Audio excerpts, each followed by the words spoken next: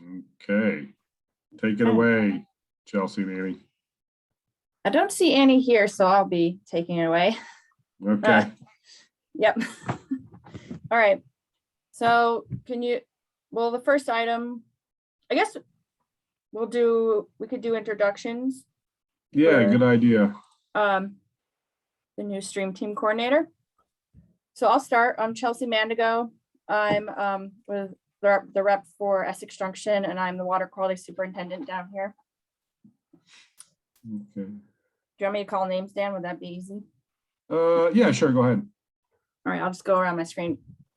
Remy, do you want to introduce yourself to the group again, just because you are newer? Sure.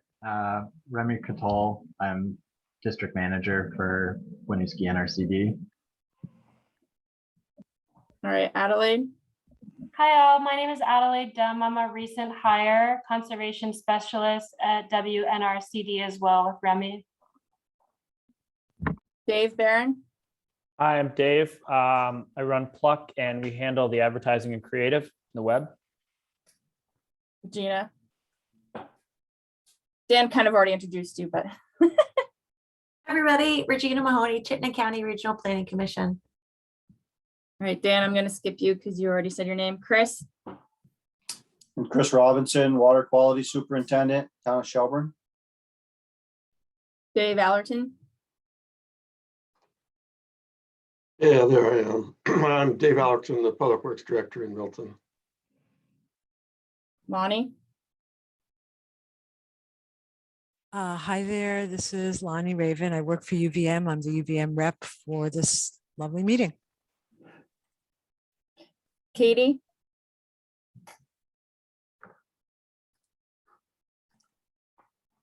Hi, I'm Katie Calabrese. I work for EIV Technical Services, and I'm here on behalf of the Burlington Airport. Christine. Christine Doherty, Stormwater Coordinator with the Town of Williston. Dave Wheeler.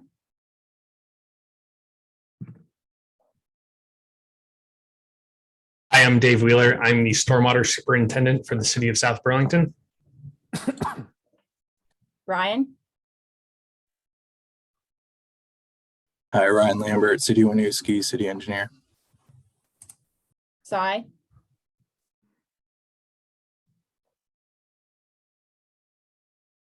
Hi everyone, Sai Sarapalli, Senior Transportation Planning Engineer from CCRPC. And Karen. Hi gang, I'm Karen Adams, Technical Services Manager for the Town of Colchester. All right, thank you everyone. So the first item on the agenda is changes to the agenda or public comment that is not on the agenda. Does anyone have anything they'd like to bring up at this time? I wanted to put into the discussion reviewing the website, or at least talking about the initial part for the stream monitoring. Yep. And even if we just kind of touch on it and then regroup next meeting, really just how we want to handle it. And I know over the years, it seems like the locations have been changing a little bit. I know we've dropped some streams, added some streams. So just kind of thinking about how we want to present that, if it wants to be like the hard data, or we want to talk about it in a different way on the site. Sure. I actually had that jotted down that we forgot to add that. So. Oh, okay. But yeah, thank you. That's perfect. We'll add that to the rethink runoff portion of the discussion. Anything else? All right, moving on. Review and approval of the March 2nd meeting minutes. Okay. March 2nd minutes, you should now see that on the screen. Take a minute to look at the attendance. Make sure that looks right.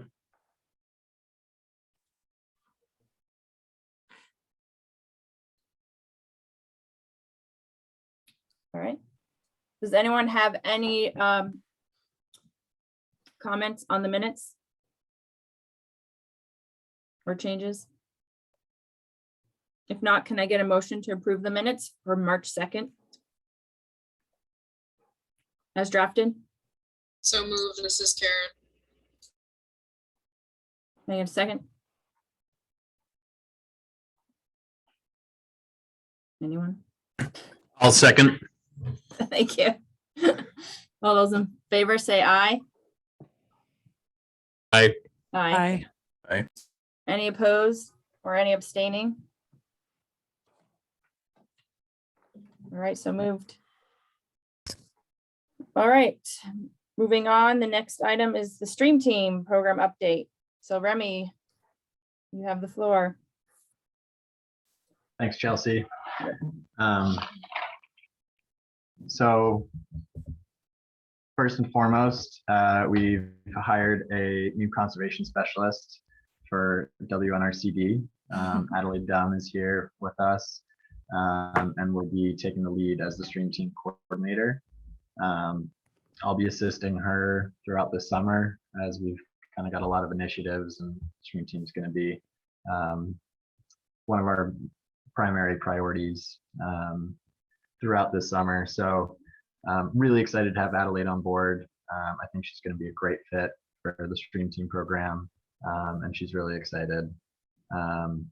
So Adelaide and I have been working this past week. We did our first round of water quality sampling at the 12 sites. I also tabled at 2 events for the Adopt a Drain program. I tabled at the No Other Lake premiere, which was at the down by the waterfront, and was about lake health. UVM student kayaked from north to south and interviewed a bunch of people along the way. Didn't get too many signups from that. It was pretty brief interaction with people kind of coming and going. But I did get to talk to a number of people from the program.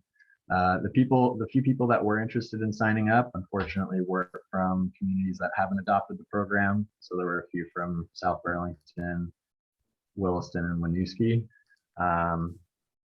And then I also tabled at the Hula Earth Day event, where they had a trash pickup organized along with some other environmental workshops and whatnot. I got about 12 people signed up for the Adopt a Drain program that day, which was pretty good. Again, there were some other people that were interested in signing up, but they were from other towns that haven't adopted the program yet. So just in general, I think, the more wide-ranging the program is, the more easy it is to get people to buy in, because, some people were pretty gung-ho, and then there's like, oh, well, there's no drains near where you live. So that was a little bit of a challenge in terms of recruitment, I would say. But the people that we did get were pretty excited about the program. Told them to reach out to other people that they might know and spread the word as well. We released a press release as well on Adopt a Drain that was picked up by Vermont Digger. I wasn't able to check all of the other publications to see if they had published it, but I do know that Vermont Digger did. And then we also had our annual tree sale this last Saturday. Adelaide and I had printed out some little half-page flyers, pretty last minute, just to hand out to people as they came to pick up their tree orders. So Adelaide did a great job advocating for the program and handing those out to a lot of our customers. Not sure if anybody signed up through that, but we figured it was a great way to cross promote the program and get them in the hands of people that might be interested. As I said, we did our first La Rosa water quality sampling last week. Adelaide and I went out. We kind of practiced the sampling procedures, dropped them off with La Rosa, and then we will be doing our next monitoring this week for pickup next week. Adelaide and I have also been talking about projects to come later this summer. So first on the docket will be a rain barrel workshop. So Adelaide is already started on sort of trying to organize that, probably for June, so before the end of the fiscal year. And then our other plans are to continue to do outreach events in other communities, particularly prioritizing Williston, Winooski, Shelburne, and South Burlington. Since they haven't adopted the Adopt a Drain program, we want to be able to offer the residents in those communities a way to get involved. So that might be, we're hoping to hold 2 rain barrel workshops, one in June, one a little bit later in the summer, and then potentially organizing some stream cleanup days or other workshops that Adelaide and I will sort of brainstorm and share with you all as that moves forward.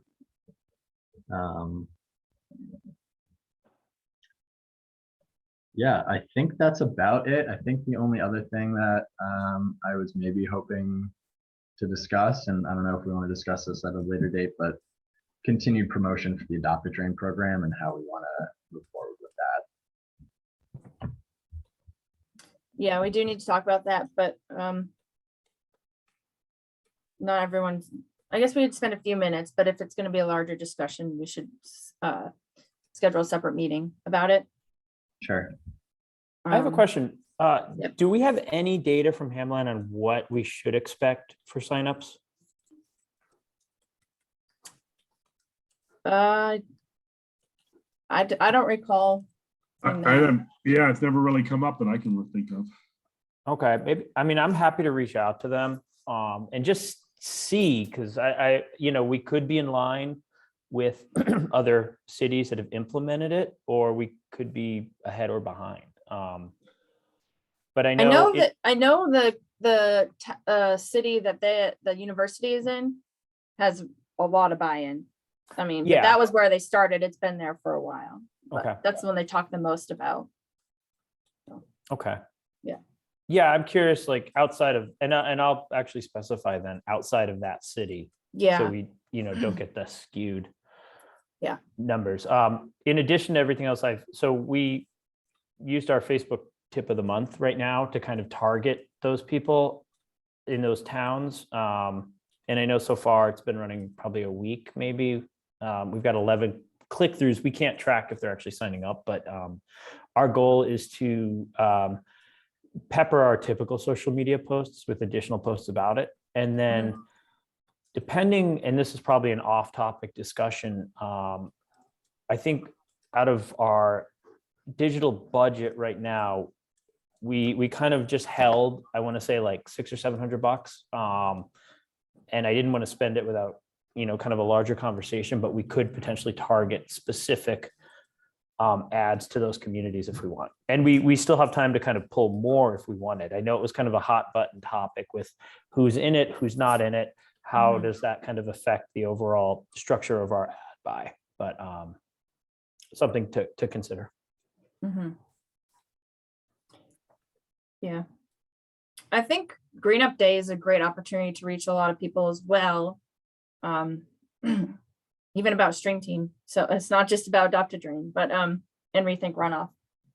So I don't know if there's a way like that little flyer you made, if we can get that out and along with some of the other rack cards, Rethink Runoff and Stream Team. But that's mostly, I don't think municipalities necessarily have copies of that. I don't know that I have any actually, but does anyone else have thoughts? Do we have, Remy, do you know how many rack cards are still kind of available? I know we did a printing with Kristen. I don't know if it was last year or the year before. We had like 2 rack cards printed. Are there any left, Yeah, so those are the hard cardstock ones. Yeah. About half page. Yeah, so we do have a good amount of both of those. I brought those to tabling events. We have at least a few hundred of both. Okay. How are you doing on the stickers? Stickers, I think we're also pretty good on. Okay. You still have our stickers, Dan. I know I do. So I just wrote myself a big note. Well, now that Yes, I know. it was like we got the order like weeks before COVID or something. Yes. So I still have that box in my office, and I still have a little list of you know, it's 100 to this town, 200 to that town. So Mhm. after I recover from COVID, I will hand deliver them or something. Okay. I think we have at least a package or two of the stickers, which probably have 50 to 100 in them. Okay. Yeah. But feel free to bug me about it. Okay. Adelaide, welcome. Tell us about yourself. Thank you. Thanks. So it's so nice to join all of you. I'm really excited to be on as the conservation specialist and the coordinator for the Rethink Runoff Stream team. I've chatted with a few of you via email, so it's nice to put a face to the email. I've been busy catching up for the past week and a half, doing the tree sale, but also reading through all the documents and just familiarizing myself with the nuances and details of the programs.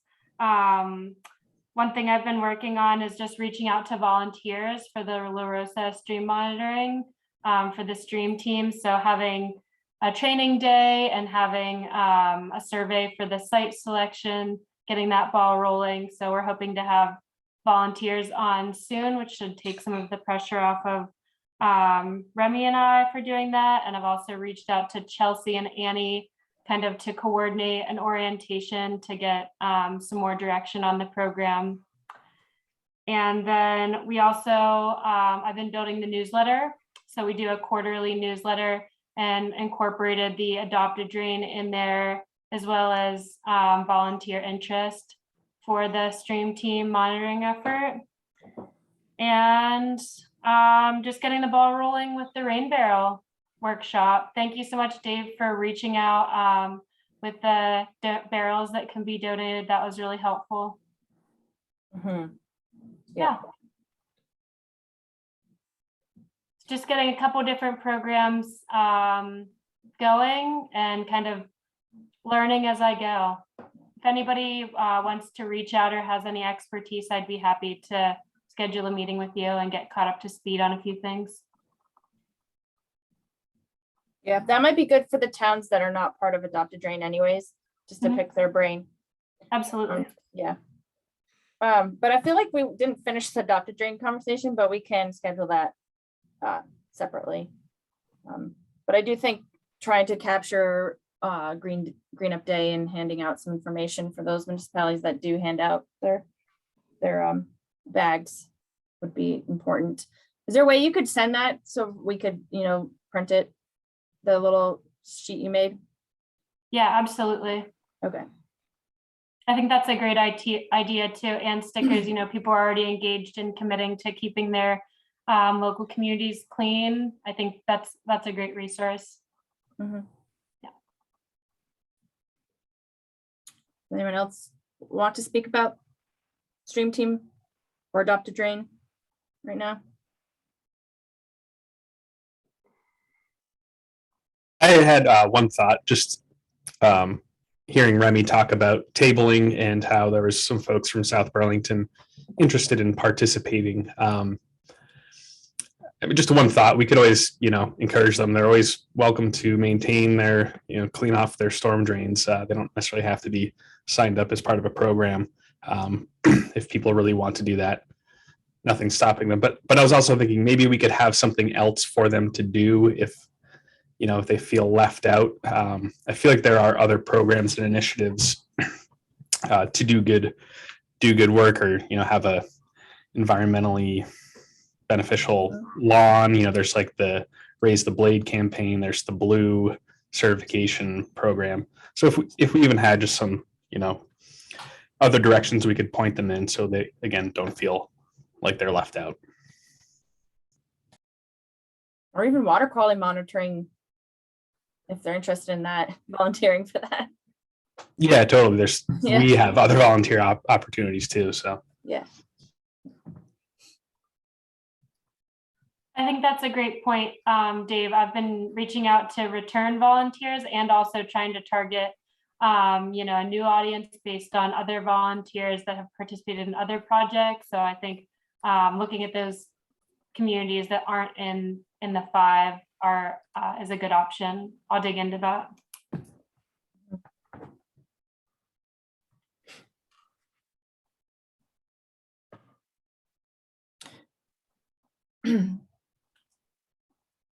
So why doesn't the Adopt a Drain group, we can regroup after this weekend and Green Up Day and see if we got any more participants and then make a strategy from there, meet off in a separate group. Chelsea, this is Christine Doherty. Yep. Just want to let you know, I just threw a link into the chat here. It's for a document from Esri GIS about Adopt a Catch Basin or Adopt a Drain. So I know that the group is looking to maybe contract with a third party to help us set up and operations and maintenance, things of that nature. I did speak with an Esri rep last week about some stormwater data solutions that are basically you could just download them and deploy them into your programs. And one of the ones that they mentioned was this Adopt a Catch Basin platform, which so if there's some in-house GIS knowledge, this may be a way to bypass having to work with third parties to do what you're trying to do, saving money, resources and time, and really keeping an in-house reach community. So if you guys decide that you want to get more information about this or want some help getting connected with somebody from Esri, let me know. Happy to make those introductions. Thanks. All right, thank you. All right. Last call for Stream Team today.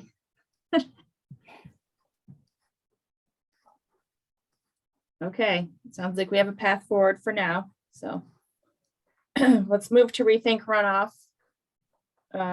And the items that you wanted to discuss, Dave Barron, about. So I'll just give a quick recap.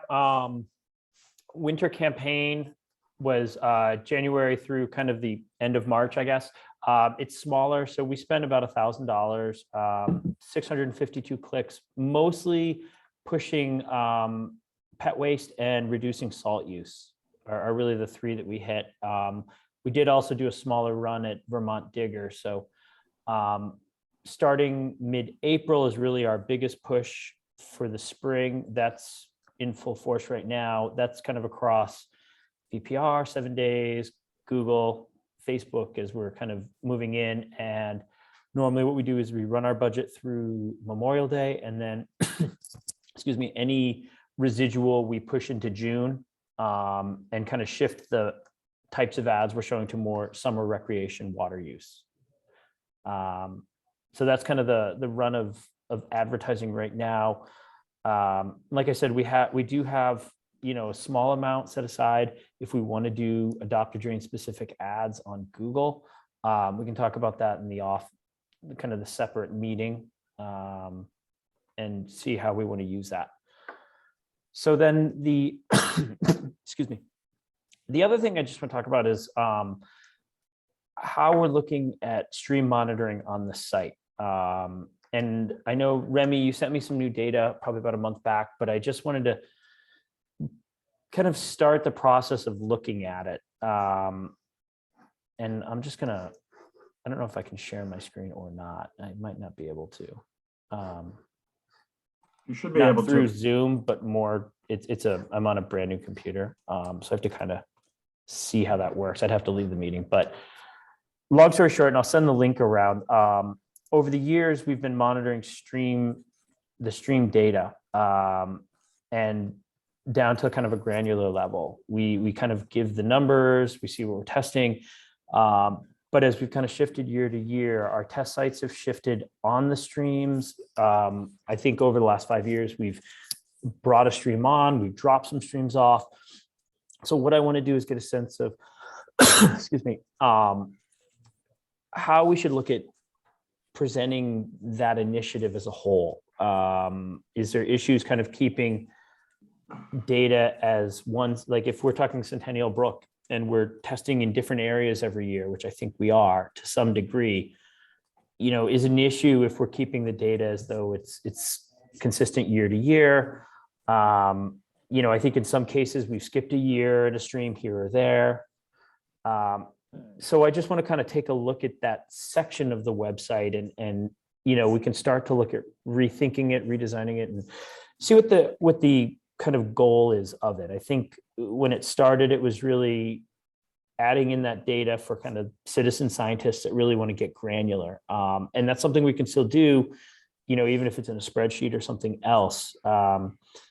There are anywhere from, 20 to 60 visits per stream page per year. So they're not totally vacant, but they are definitely on the low end when we're talking hundreds, if not thousands, on some of our what can you do pages. So it's at the low end, but it's just something to consider. And if we can kind of think about it, and I'm happy if anybody has any thoughts now, but we can also kind of put it out there for the next meeting to kind of discuss on a more specific level.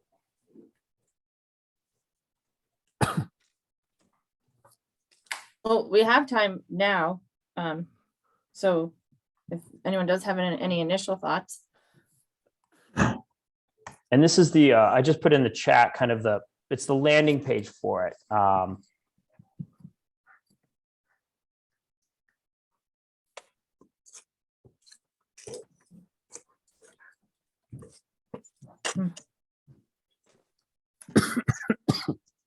Excuse me. There we go. Dan's got it. Okay.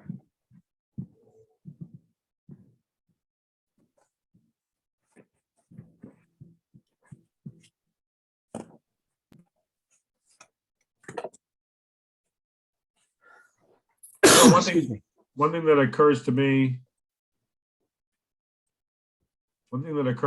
is that this is always a perennial problem or a challenge. Where do we monitor? Like, people don't know where these streams are. A lot of people don't.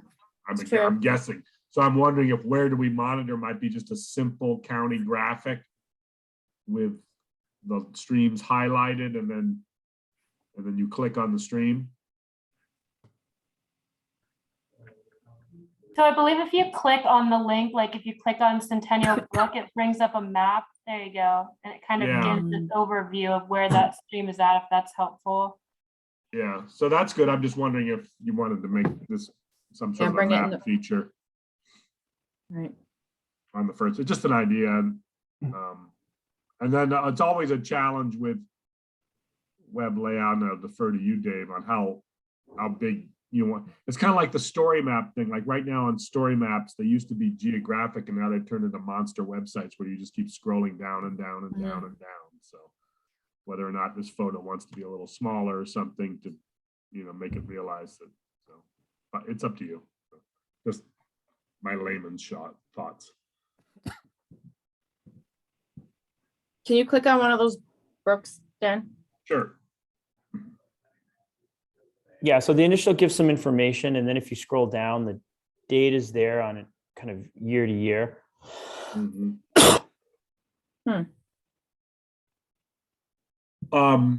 Here's some quick feedback. All the lines are green for the data, but sometimes it's above and sometimes it's below. So maybe the standard is a different color, like blue, and then if it's red if it's above and green if it's below. Yeah, so I can take a look definitely from a functional standpoint. We'd be getting, so right now we kind of have hacked an off-the-shelf solution, and that's one of the things we want to look at is we can in theory kind of really punch into this, but we're definitely getting into a custom programming situation for data, or a larger or more costly off-the-shelf solution.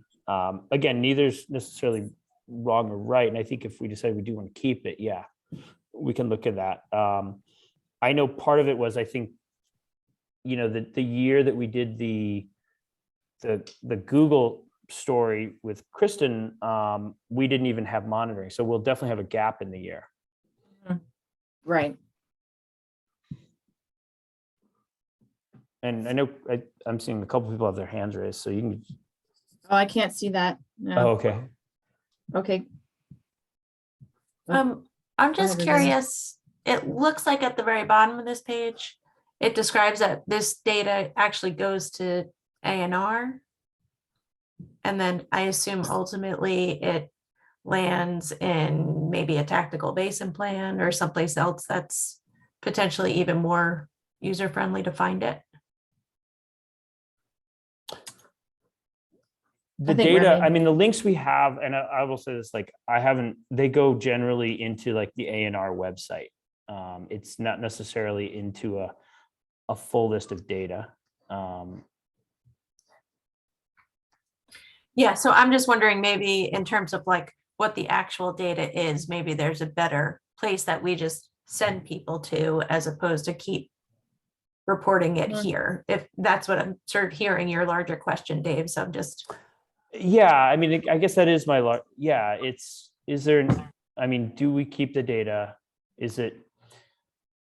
I'm kind of looking at the purpose of this, and is the data quality, I don't know what the right word is. Is it okay that we're showing this if kind of variables change?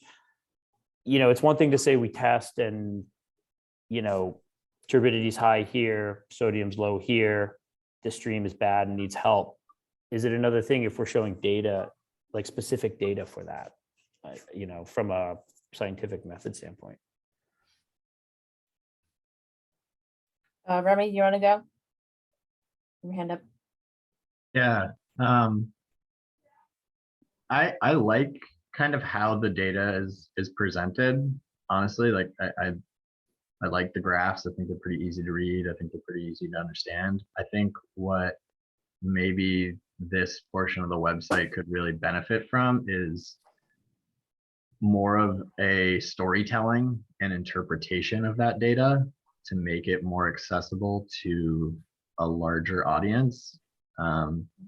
You know, a lot of people might not really know what high levels of chloride mean in their water, or what turbidity is. So I think it could be really beneficial to kind of break some of those down for each of the streams and kind of help people understand the data that they're looking at and what it might mean, you know, and, you know, incorporate a little bit more of that storytelling aspect in terms of like, here's the data, this is how, you know, things can be interpreted, or what, you know, you might be able to take away from it. And how it might be impacting you, or what you can do to help improve such and such aspect. Right, and that was the point, I think, of putting on the website in the first place. Just didn't fully get there yet. Christine? Yeah, so just, I think my concern with showing the data the way that it is right now is that there's, you know, if there's outliers or if there's changes, locally, we may not have the information to be able to answer why those are happening, right? So I just decided to click on Muddy Brook real quick and take a look at the stream data. So if you want to follow along, you could do something similar. But under the chloride in 2017, we just see a huge spike in midstream, and then downstream is pretty significant spike as well. I couldn't answer why that happened, you know, and I think my concern would be if I was a resident who was started poking around in here and saying, well, what's going on? I might see data like that and go, well, what happened in 2017 and you know, 18, and where are we now? And I think it just raises a lot of questions, unfortunately, when we don't actually have a lot of answers or enough details and or nobody designated to really answer these questions. So I would just be concerned about raising those questions and maybe making us look, maybe not putting us in the best light. That's just my thought. Thank you. Adelaide, did you had to put your hand down, but you were next. Well, I was just gonna actually couple on with Christine and say that one really, you know, easy, accessible way to kind of present the data would be in a story map, coupling on what Remy was mentioning, just with science communication. You know, the graphs are easy enough to understand, but I think having explanation is important, especially for concerned residents of the areas for the sampling sites. But really, like, leaning into Esri and sort of using some of their platforms could be a really, really helpful way to present that data. And it would be you could incorporate maps that you can actually zoom in, you just see the purple line and you can see where the waterways are. But if you go a little bit deeper, you can see where our sampling points are, because it's going to vary from point to point on the stream. But I absolutely agree with Christine. We need to have some explanation as to why these big spikes are, because people will ask and we want to be prepared for that. Dave? Wheeler? Yeah. I had like the same exact thought when I first looked at this. And I will be honest, I've actually not checked out this part of the website previously. I didn't even know it was there. So cool to see that it is there. I think I echo somebody, Dave Barron's comment as well, as far as the scientific accuracy goes. Yeah. I'm not casting any doubt on this data. It very well may be accurate, but I don't know if it'd be worth having some information on, methodology, things like that. And then as far as like the spike goes in 2017, I think it's helpful to have a conversation about that. And maybe we can help each other understand why. We in South Burlington are actually tracking salt use year to year. And I know that in recent years, there's been a situation where we've lowered the salt use per lane mile. However, overall, the salt use has gone up due to warming climates. So when you go through those freeze-thaw cycles more frequently, your snow piles are melting back into your roads, you're salting again. So, this was enough to get my attention. And, I think I'm going to compare that to our data to see if in 2017, for some reason, did we use like 3 times the amount of normal salt due to freeze thaws. And if that's the case, we could explain that to the public, with the global warming, we're going to see higher chloride in our streams and really think about salt use and that kind of stuff. But yeah, if this data is, scientifically accurate, then I don't see any reason why we shouldn't share it with the public if we can, work on getting solid responses to problems. Wasn't this part of the La Rosa sampling program, which you have to have a quality control plan in place, right? So I think it is scientifically valid. Yeah, that's good to know. And we should, note that on the website. Mm-hmm. Yeah, they have a plethora of, procedures and stuff that we are expected to follow, training each year. Sampling itself is pretty straightforward, but they are pretty meticulous. And so I think the website could benefit from publishing some of that methodology. And then it's processed at the state lab, right? Correct? Yeah. Yeah. Can I offer a perspective? So we test our beaches here for E. coli with the purpose of demonstrating to the public, yes, today the beach is safe for swimming. So folks are constantly reaching out to us with the question, is it safe to swim at the beach today? And so we've tried to provide that information to the community in a way that answers their question from the first glance. What I'm wondering here is, what question is someone going to have that's going to bring them to this site? I think they're going to say, are chloride levels high in this stream? And if yes, which the data would show in, for example, Sunnyside Brook, the answer is yes, then what? Because I don't know what value it provides to give someone data and then not talk about what that data drives in terms of a response. So I would either try to portray this in a way that's informational and less about the quantitative data, or have some sort of link or description of, if chloride levels are shown over the standard, this is the general response, or these are the required responses, or these are ways you can help, or etc. Because I don't know that anyone's going to come just for the numbers and be satisfied with that.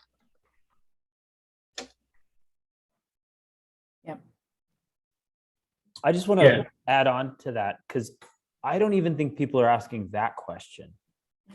I mean, when we started at Runoff, I didn't even know Centennial Brook was less than a mile in my house. It's a ditch that I walk over and my daughter walks over to get to school. And that's what it was. Like, nobody knows some of these places. So it's almost like, I think part of the way I was viewing this was it's educational. Like, hey, there's a stream that's really bad in your neighborhood, maybe. You know, I don't know if people know if that means there's garbage or there's dirt, but I don't know if they're getting that detailed as a whole, which goes back to kind of awareness more. At least that was the way I was looking at this section, is like, oh gee, like when I click on the map, I'm like, okay, that creek is like, or brook is right next to my house, or like a couple blocks away. And I could be wrong, like this is just from person, but knowing that like Centennial is the monitored stream and that I lived next to it for years without knowing that was actually not a ditch. The general public is, I don't know if they're going to go that deep even. But and on the flip side is, like, we were presenting the data for that reason, so that people may want to get granular on stuff. I think these are all really excellent points. So this is Christine again, to follow up on David, what you were just saying. Yeah, I agree. And I think it was kind of going back to what was mentioned earlier, is maybe trying to get this map image or get the image on one of the first landing page, right? So you're looking at it and you say, where do I reside? And then what's near me that may draw interest, right? So I think what you just said kind of supports, I think it was Dan who said it earlier, but just again, food for thought around that idea.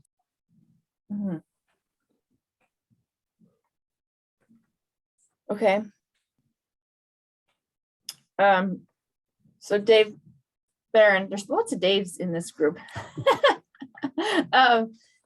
What would be the best next steps that you're looking for from the group?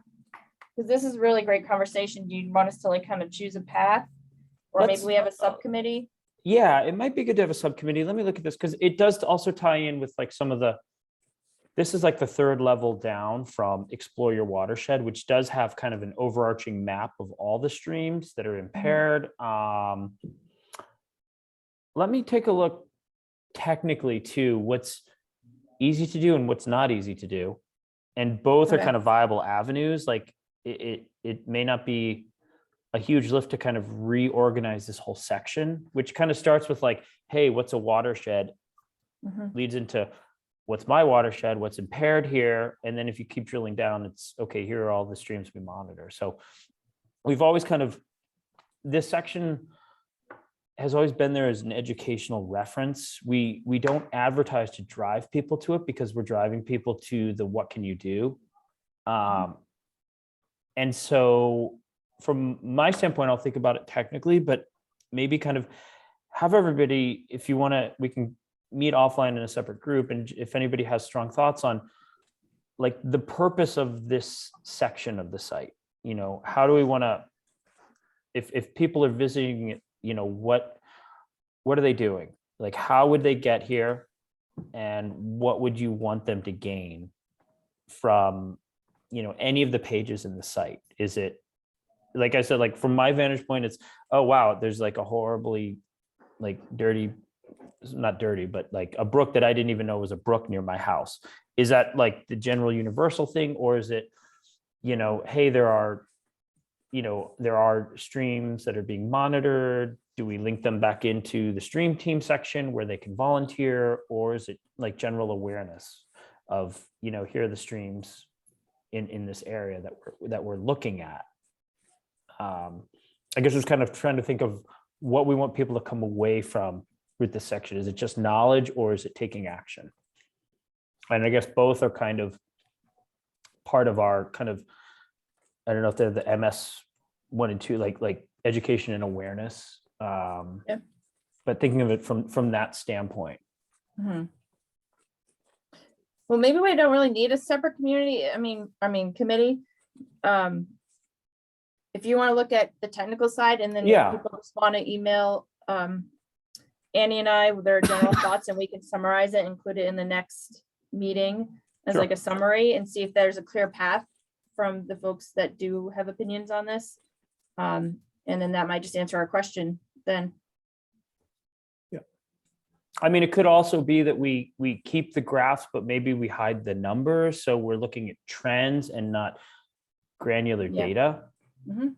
Again, if that's what we think people, that would still give the information across, or, just kind of considering like what we want to show and what the purpose of showing it would be. If that makes sense. Yeah.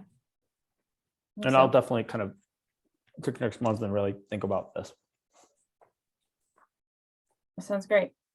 And then anyone, if you have a summary of your general thoughts on that site, if you send it to Annie and I, we can compile something and share it with the group.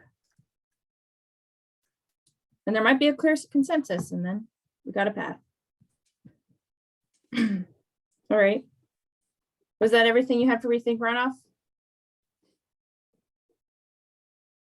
Yes. Yeah. Okay, great. So the last item on the agenda is just any updates that anyone would like to share.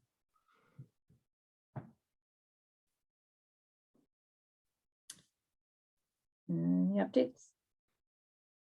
Okay. I am opening my salt use data here, taking a look. Okay. Yep. There's definitely an increase like in 2016 and 17 and even 2018 on overall salt usage.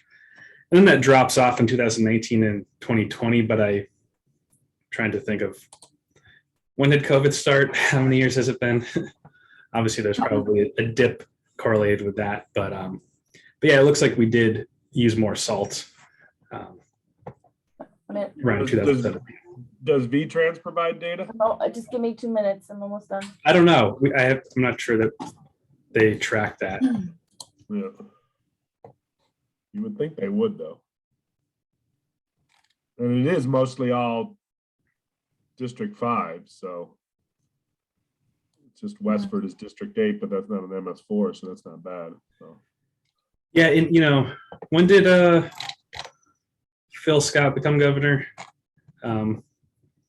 I feel like I heard some anecdotal, directive to V-Trans to use all the salt in the truck more so in the Scott administration compared to in the past.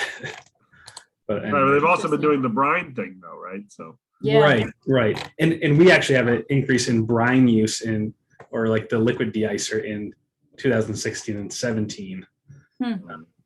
So granted, these trends are occurring not just in Potash, but in, other communities as well. So that's We what I'm have them saying. in Indian Brook too, and we are keeping Yeah. track of both in the town and the village, village still, but almost city, of salt use every year, back to like 2016, I think we have. you guys have to report on salt use as part of your MS-4 permit? Not yet. Yeah, not yet. Well, I'm not for the trying folks to who are add. under the chloride response plan Oh, yes. requirements, yes. That's true. I think that's just myself and Williston at the moment, and V-Trans. Oh, okay. But the deadline Williston is not doesn't, until next year, so don't rush me. I was gonna say, we do, Williston does not report our salt use as part of our MS-4 filing. Okay. One other bit to share. So I'm doing a presentation just about stormwater utilities and kind of going back through the history. And I found all these old articles from like way back 2002, 2003. It's kind of interesting rereading through all of them. There's a very interesting article where they interviewed Howard Dean, who was trying to downplay these impaired streams. He said these streams are really not polluted. In fact, some of them you could drink out of, and almost all of them you could swim in. He said he's canoed on a lot of these so-called impaired waterways, and they're fine. In fact, I've cooked with the water. So just Thought that was a fun little tidbit. Ah! That's interesting.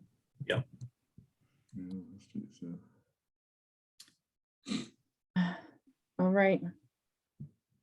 Anything else anyone would like to discuss? You got the agenda items for next meeting? Yeah, we'll be probably adopt a drain in the website. And then, We need to do the FY23 budget. oh, And to that, yep. to that end, Remy, I know you guys you're not behind, you got plenty of money to spend because of, you know, you were already kind of dragging over already or underspending, so feel free to work out a lot.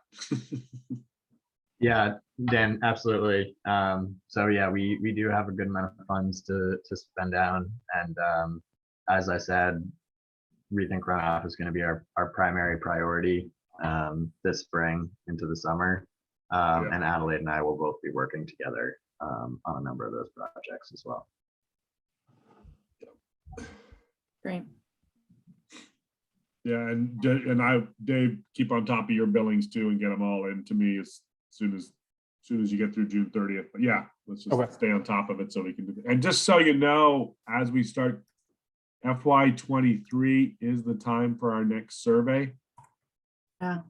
So that's going to be an interesting, I mean, I'm going to put a placeholder in there of 15,000 because that's what we collect $3,000 a year. But if I remember correctly, the folks from Norwich that we used last time, he was going out of business, that Vermont survey guy and a professor. Yeah. So that'll be something. Obviously, we won't start to do the survey until next winter, but something that'll be part of it. Yep. Okay. So we have a few things for the agenda. And if you have anything else you'd like to add, you can email us and let us know. So, all right, I think with that, we can adjourn the meeting. All right. Thank you, Chelsea. Meeting adjourned at 1:11 p.m. Thanks all. All right. It was nice to meet all of you.